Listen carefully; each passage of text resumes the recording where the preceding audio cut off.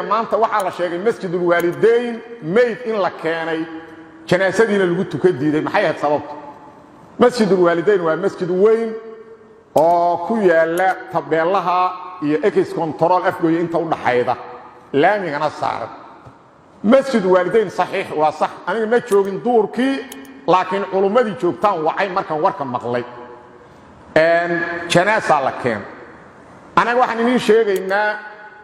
dadka Soomaaliyeed dad muslimiin ka aaminsan qofka meydka ah oo la keeno masjidka ma muslima ma gaala ma nirahno sababtoo Soomaalida muslimka aaminsan dad muslimiina dhammaan asalkooda waa dad muslimiin qofka asagu islaamnimada ka baxay u taal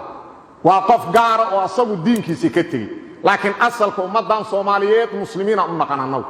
saas daraadeeda waxa dhacday masjid waalidayn maalintii 10 janaasa in lagu tukada dhacday maalin aan janaasa lagu tukadan ma jirto marna raahno hadii la soo dhigo meydkaanu muxuu yahay ma niraahno hay'ad meesha Soomaaliyeed degan Soomaalina waa noo muslim waa lagu tukada maanta laakiin culumadii markii la keenay waxay yiraahdeen dadkii meydka la socday qaar kamid ah soo hormaray markaasay u sheegeen culumadii yiraahdeen meeydan wadna waan taariku salaad hadad ku tukaydan idinka idin taal waa dadkii la socday ugu culumadu waxay yiraahdeen meydka adiga ma la waday anigu waxbaan ka wada magaciis saddexdiisa magac u sheeg intaas culumadu go'aan kuma qaadan waxay yiraahdeen amay tahay qof xooga kala dhixay go'aan kuma aysan qaadan ee salaadii duhur markii la tukaday janaasadii dadkii waday soo istaageen yiraahdeen dadka xigtada ah soo istaaga waxa soo istaagay walaalkiis la dhashay iyo wiil asagu dhalay meydka marka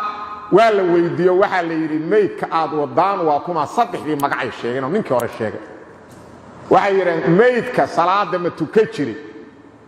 walaalkii wiilkii yiri war aabbaha ma tukan jiray wiilkii wuxuu cadeeyay inuu salaada ka tagi jiray aabbo salaada ilaahay inuu san ilaali jirin oo ka tagay uu cadeeyay wiilku markuu sidaas cadeeyay culimadu yiraahdeen qof asagoo nool oo caafimaad qaba salaada diiday markuu dhinto ku qasbi mayno kuna tukamayno ee naga qaado waana sidaas qofkii asagu yiraahdo anu taariku salaadan wada ma ku tukanayn maxaa yeelay nabiga Muhammad sallallahu alayhi wasallam wuxuu noo sheegay man taraka salata faqad kafar nabiga yiri sallallahu alayhi wasallam